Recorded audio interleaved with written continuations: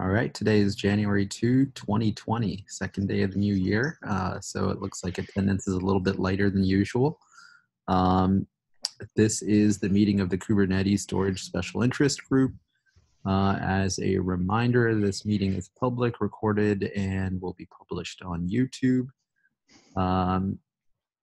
So let's go ahead and get started. The agenda is here. Feel free to add anything that you'd like. If there's any PRs that you want to discuss, any designs you want to talk about, or anything else, feel free to add to the agenda and we'll cover it as we go.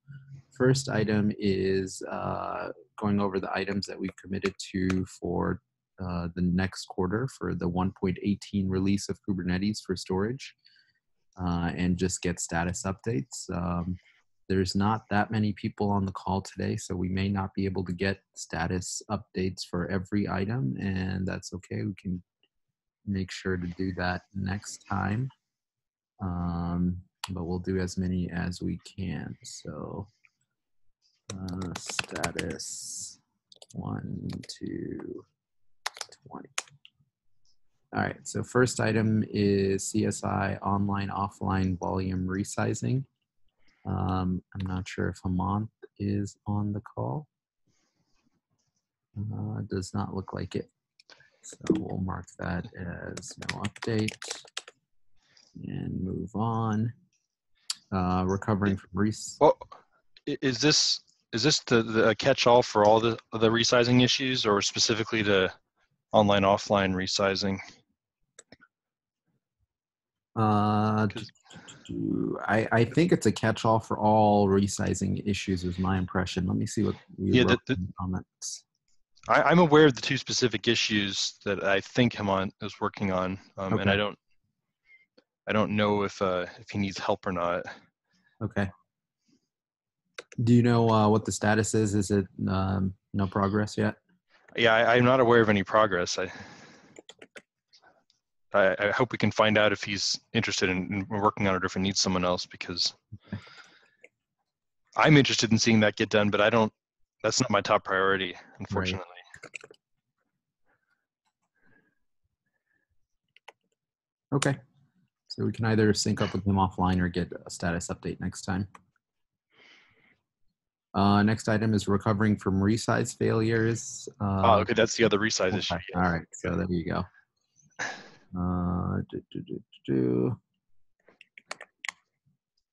Same status. Next item is supporting containerized CSI node plugin with the Windows storage proxy executable.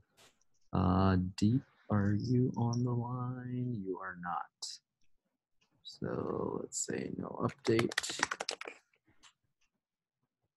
Saad, we have been making progress little by little over the couple of weeks, and we continue to make progress. So nice.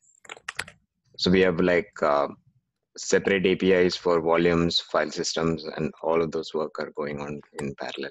So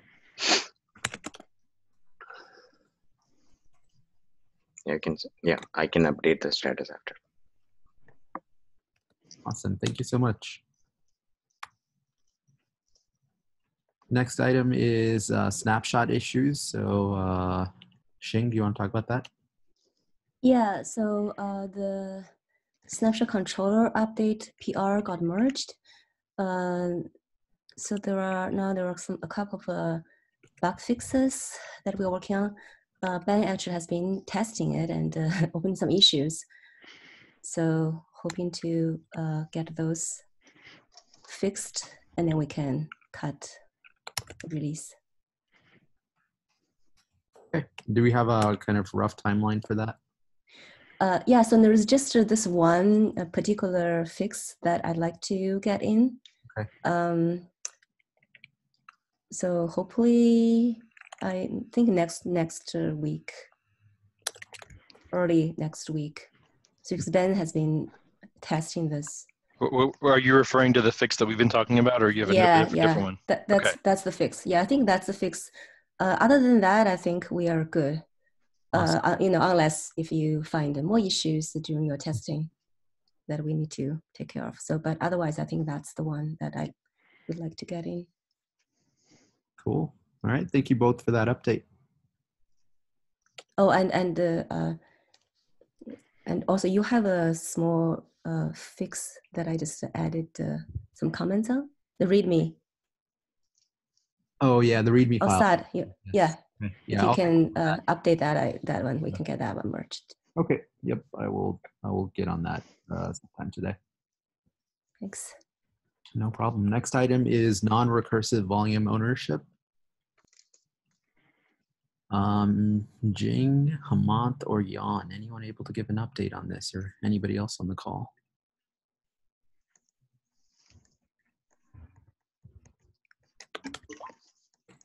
Hello? Anyone there? Nope. Moving on. Next item is file permission handling for Windows. I'm going to put that down as no updates. Okay, next item is volume expansion for stateful sets. Is Adnan on the call by any chance? Or anyone from SIG Apps who's owning this?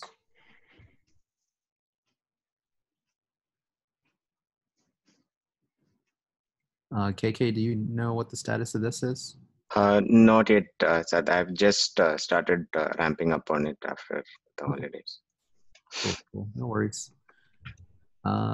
Next item is CSI entry read-only handling. I don't think Chris is on the line, but he was going to try and figure out the scope of this work before committing to it. So I haven't heard any updates there.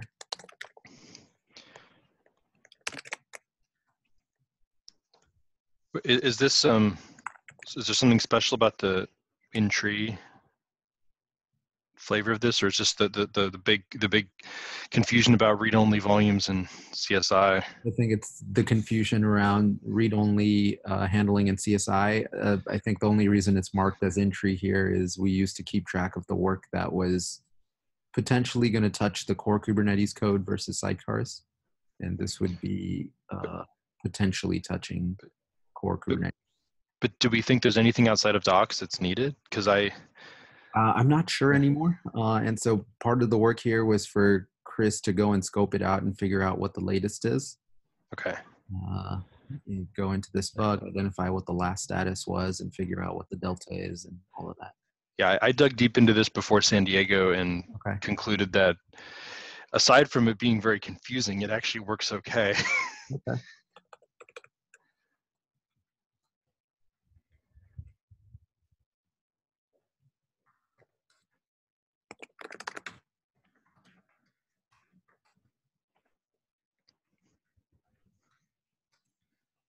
Okay, so let's get Chris to double check that, and if he's unable to, we'll go with your assessment of this. Thanks, Ben. Next item is CSI Driver, moving that to GA. Christian Huffman, are you on the line by any chance? Anyone else able to give a status update on this? Okay. Moving on, improving CSI metrics. I have been working on this over the holidays, and metrics library merged. So I wrote a common CSI libutil metrics library, and then I have modified the various sidecar containers to start using them.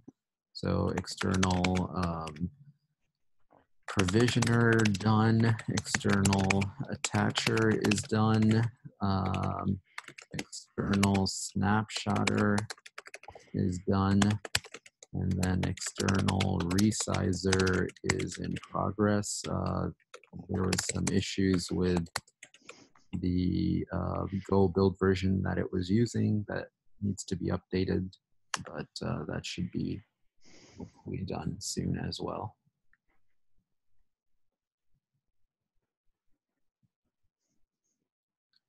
Next item is volume snapshot namespace transfer design. Mike, any updates on this if you're on the line? Nope. All right, we will say no updates. Are we treating snapshot namespace transfer as like distinct from just volume namespace transfer? No, I think we want to kind of treat them both together as a single design that handles both. Yeah, stuff namespace transfer. Yeah, yeah. Is it actually a generic resource namespace transfer, not only for forwarding and snapshot, but for other Kubernetes resources potentially? So that was the original design that John Griffith proposed. And then I think the pushback he got was, don't do that, make it more specific. Okay. So we need to go back and understand what the feedback was. But at least we want consistency within the storage usage of this. Okay. Yeah, I could imagine a generic design that only worked for specific storage objects, but was reusable for other things as needed. But you wouldn't just want to like be able to transfer config maps and secrets and pods and who knows what. Yep. That makes sense. Okay, next item is CSI volume health. Xing, do you know if Nick has committed to this or any updates on this? Yeah, he's interested. So I updated the cap. I'd like to schedule a review meeting maybe next week. Okay. Awesome, thank you, Xing. Next up, volume group API. Any updates on that? Okay, so I'm working on a cap. Okay.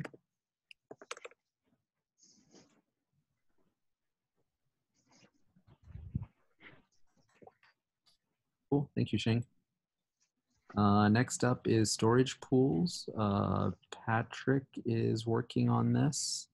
I think there was some concern that there were more than one keps out there, and has that been resolved?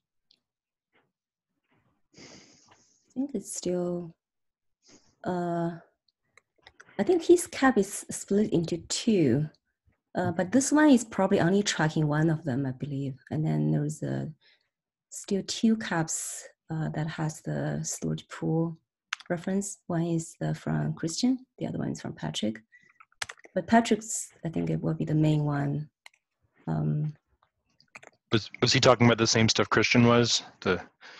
No, I think Patrick's, I think there's some reference to that one. And then I think he has some comments, asked Christian to do an update. I don't think there's an update yet. Yeah, I think they both kind of were thinking about the problem space. And so they both came up with keps, and then they realized that they were trying to tackle the same problem space and are in the process of deduping and kind of figuring out how to move forward, is my understanding.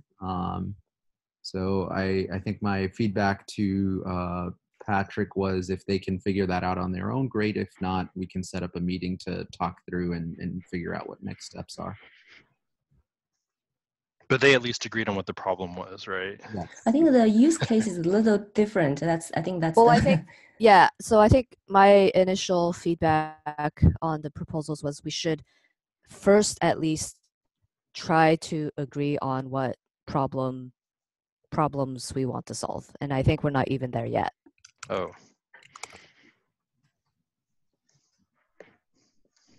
Okay, so it sounds like we'll probably need a design meeting to kind of hammer through this.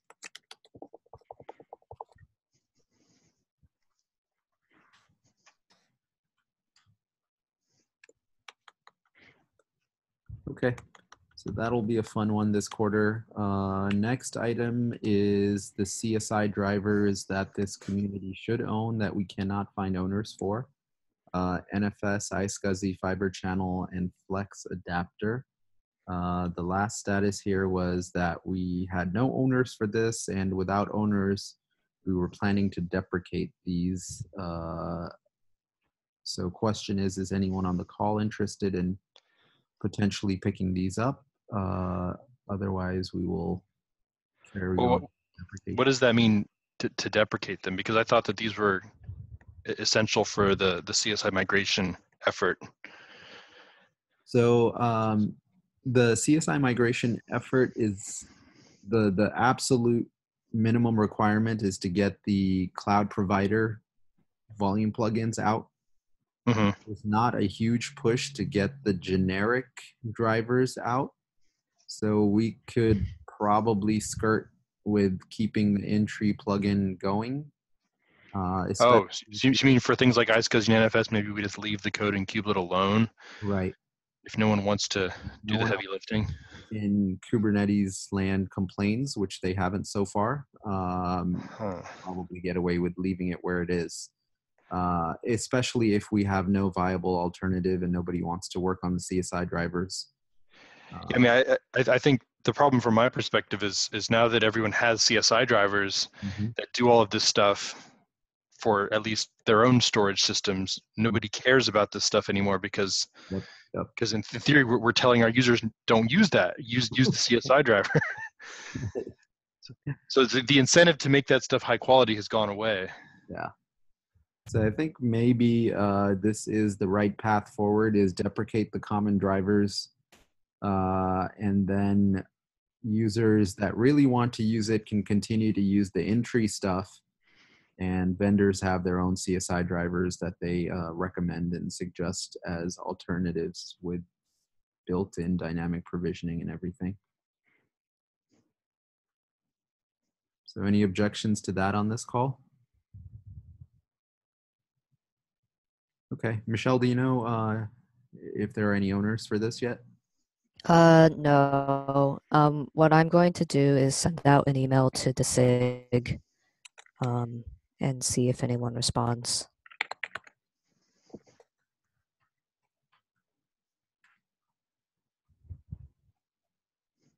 Okay, cool. So update the status on all of these. All right, cool. Thank you, Michelle. Thank you, Ben. Next item is the deprecation of Kubernetes Incubator external storage. We put Matt Wong's name on this. Have we gotten confirmation if he's gonna pick this up? No, we haven't. Okay. I can reach out to him Okay. to Slack. I don't think he attends these meetings. All right. All right, thank you, Michelle.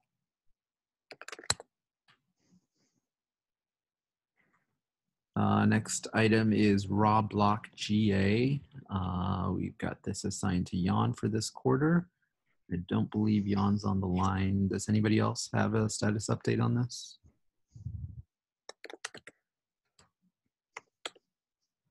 Okay, moving on. CSI migration next steps. Deep Chang, David, I don't think anybody is on the line for that, so I'm gonna mark that as no updates. Next item is SE Linux recursive permission handling.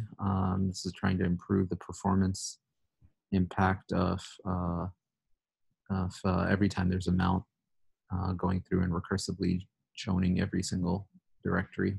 But wait, we have another line item for that above. I believe, let's see, permission. So this one was, number 8 was file permission handling for Windows. No, number 6, non-recursive volume ownership. Oh, you are absolutely right.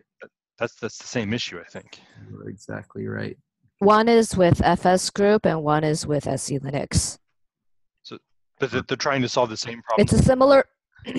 It's a similar problem, but the solutions will be different, which is why it's being tracked separately. Okay, I didn't know we had the FS Group stuff is done at a different layer than the SE Linux stuff. Okay, interesting.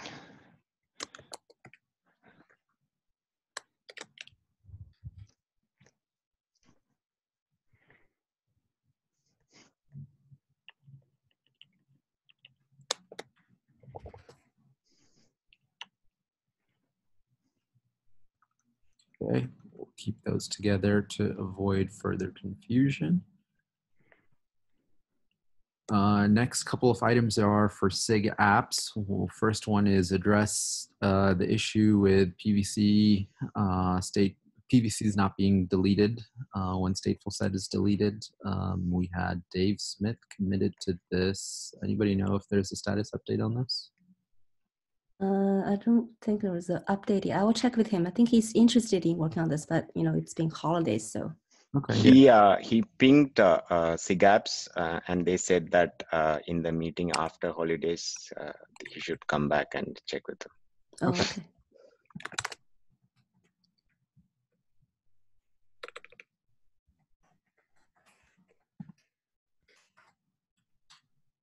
Okay, and then we have execution hook for application snapshot. Yeah, actually, it's somebody else. I can update I can find the GitHub handle. Okay. So Anna has handed over to another person, Ashik, and he was doing some work actually over the break. So I know he's still interested in doing this.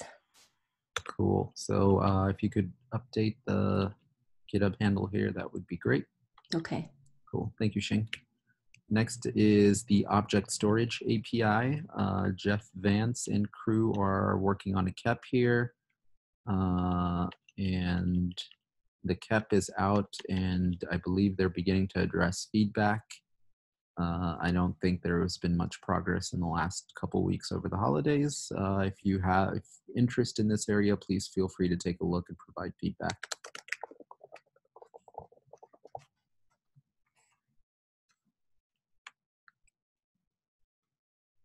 All right, now that we've done status updates, looks like there's no PRs that need attention or designs. So let's go to miscellaneous items. First one is volume data source, Ben. Yeah, so this is the stuff that John Griffith was working on, and I talked to him in San Diego. I know that he's interested in seeing it get done, but I don't think he's here today, and I don't know if he's still working on it. I wanted to understand what was holding this back.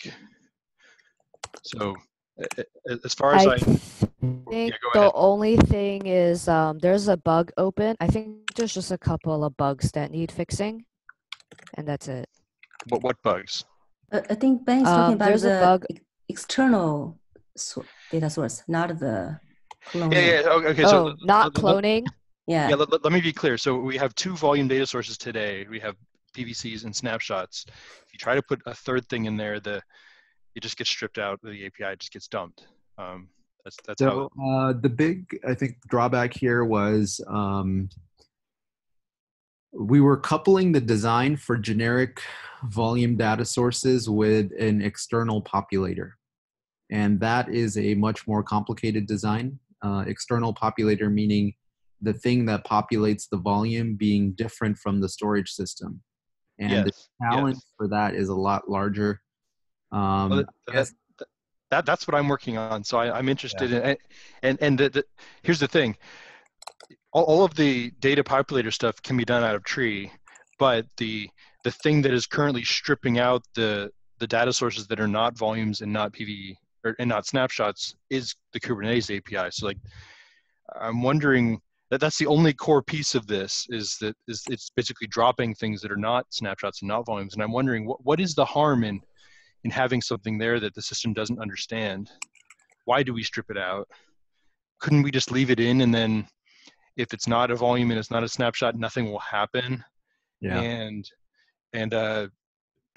well, I think it's a really good question. I think mostly it was we wanted to be very cautious as we approached this model of data source. We weren't confident that it was the right way of doing things. And even today, I think we have some questions about the way that it was done. It should be done. I think last quarter, a big discussion about whether data source should be a standalone object now, but that ship has kind of sailed. So it's very difficult to undo that decision.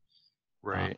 And then I guess what my current thinking is in 118, it would be nice to at least have an alpha feature gate that says basically remove the check. Just let people put stuff in there, and then let things fail or succeed based on what other components are running in the system. That seems reasonable. And then I thought that's not. I thought usually the API reviewers are very strict about this type of thing. we're basically going to introduce an unknown data source. We don't even know what that is. Well, but that's how it's implemented today. Is it's just a kind. Oh no, today there's some group. checks. Today you have to be a snapshot or a PVC. Yeah. So I'm saying that AlphaGate removed the checks because I don't think it's sustainable to have an enumeration of every possible object in that check, right? At some point, we're going to have to sort of, I don't know what the term is. Basically, you mean have to open it up. What we're trying to say is just to make this one wide open. The data source can be anything. That's what you were saying. But for us ever to get to the populator thing, I think we're going to need that core component. And in parallel, we need to actually show that the populator approach can work. But I think that one needs a big design, right? It's not just to say we just open the gate, that's it. Okay, well, if no one else is working on this, I will sign up for it because I want to see it happen. Yeah.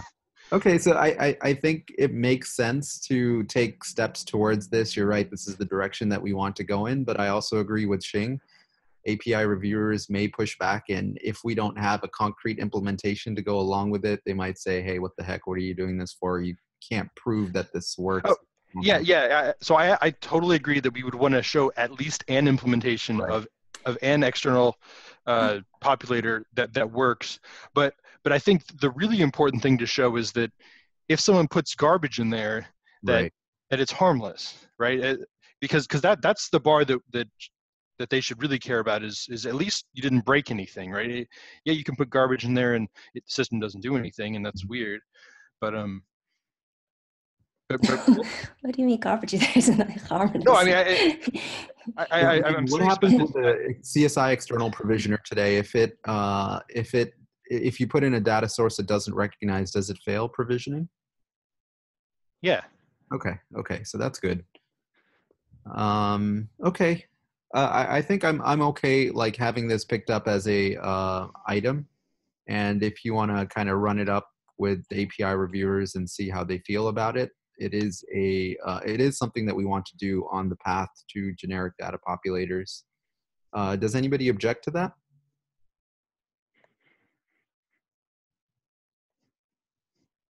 Okay, so Ben, feel free to add an item to the spreadsheet to track this, and then we'll keep track of this. Okay, and I also need to ping John Griffith again and just make sure that I'm not stepping on his feet. Right. I think they already have some, when John was in Red Hat, they already have some implementation, some variation of this one implemented. Yeah, I know that he proposed something and he did a prototype, but I don't think he intended to do any more work on it. He just wanted to see it move forward. So yeah, I guess I'll sync up with him offline. All right, cool. Thanks, Ben. Thanks, Xing.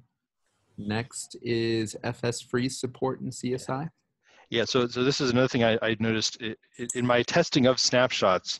I observed that I can write some data into a PVC and then take a snapshot of it and have the data not show up in the PVC, and it's obviously because it didn't get, the data didn't get flushed, and I took the snapshot too fast.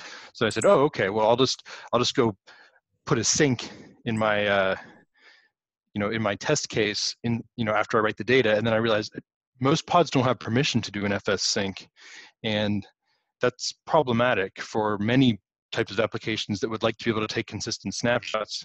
Is the pods themselves tend not to have the right permissions, and you probably don't want to give them those permissions in general, because that gets to be a management headache for if every pod needs permission to do FS freeze. So I started thinking, this is probably a service that should be provided by this CSI driver. There needs to be a way to say, hey, I'm about to snapshot this volume. Please, flush the file system buffers, or do an FS freeze, or do a sync, or whatever it is that we need to do. So the thing that requires the elevated permissions should be something that the CSI node plugin does. So we actually thought about this when we were designing the execution hook. If you go back to real notes, at one point somebody did recommend saying, hey, why don't we make this a CSI function?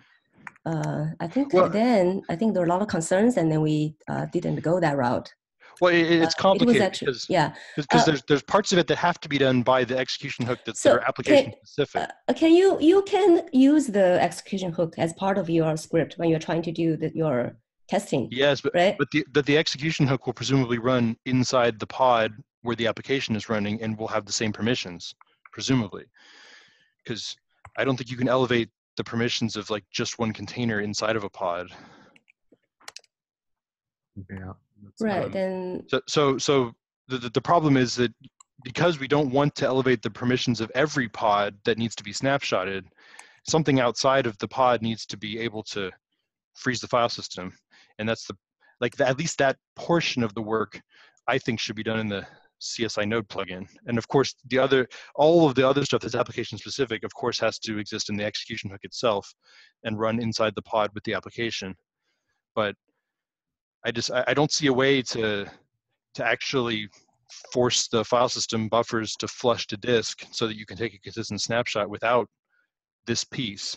And because it requires elevated permissions, I think it has to go into the node plugin.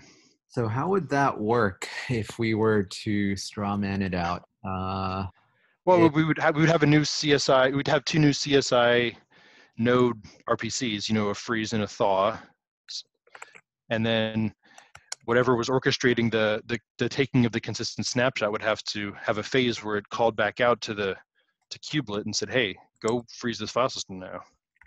Oh. So yeah, I need to go back to see our meeting notes because we did discuss this one. So if you had such a call, would a CSI driver be able to do the right thing? If the volume is already mounted at some path,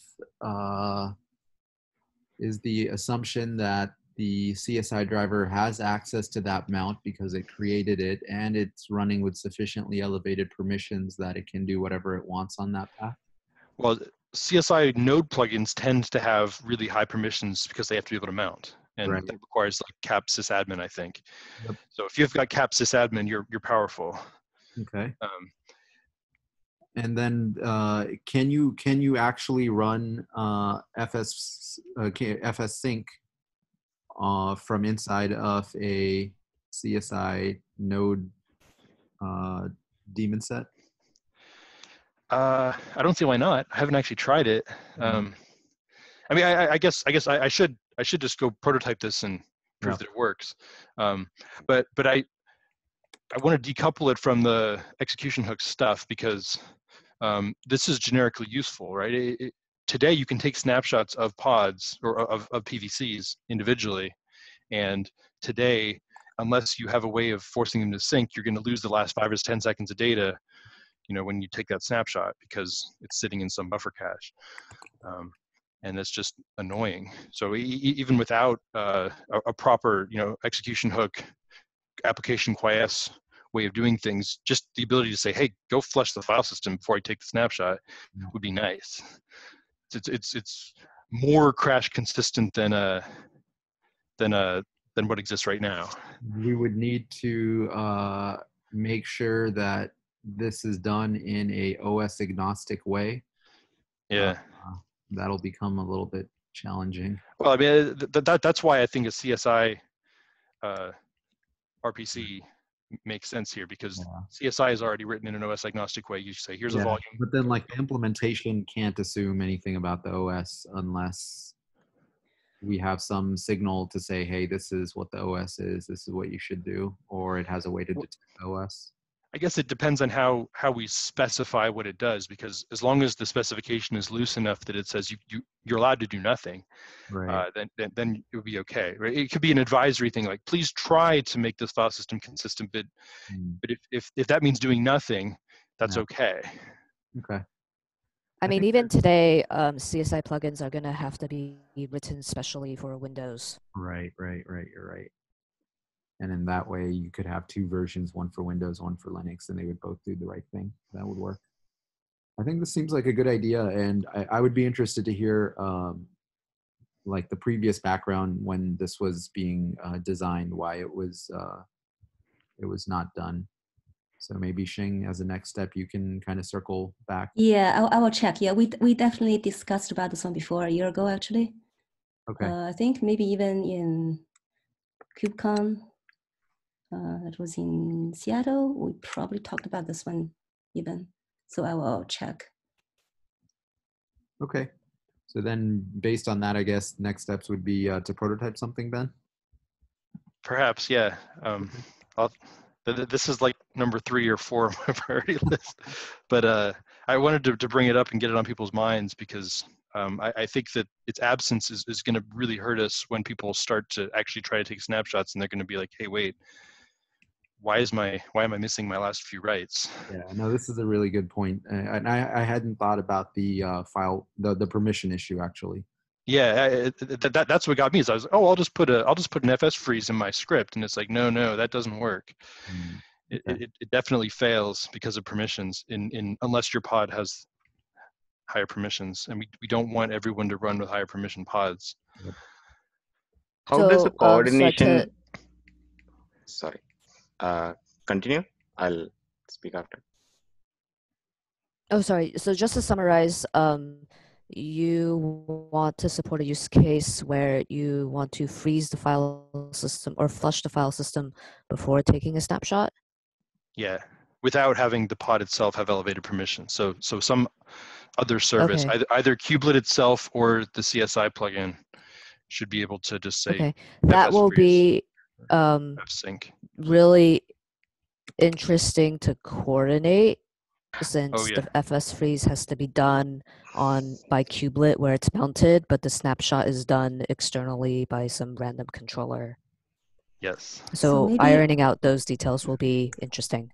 I was just going to ask the same thing, Michelle. It's probably just because of those. I think that definitely is one of those concerns that stop us from doing this last time during discussions. Yeah, the coordination part definitely is one. And it's worse when you add in the execution hooks to do application consistency. Yep. You have 3 things. You actually, yeah, but you actually probably do need all of them anyway. So we thought, so just has the application level coordinate everything. At least you don't have to fight between, who is doing what, right? Just or doing it from one place. I don't think the complexity is avoidable. It's just going to be complex. It might be good to actually build a working implementation of the really complex thing that does everything, and then take a step back and look at it and say, "This is horrible. we can do it better." But I don't think we'll see how we can do it better until we have the ugly version of it built.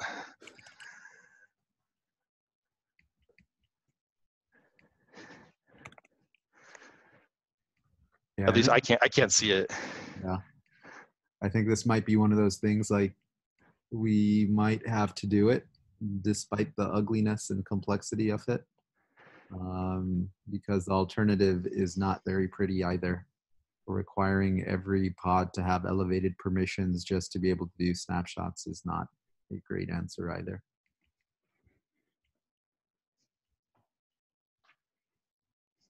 All right, cool. Thank you for that discussion. Any other comments about that?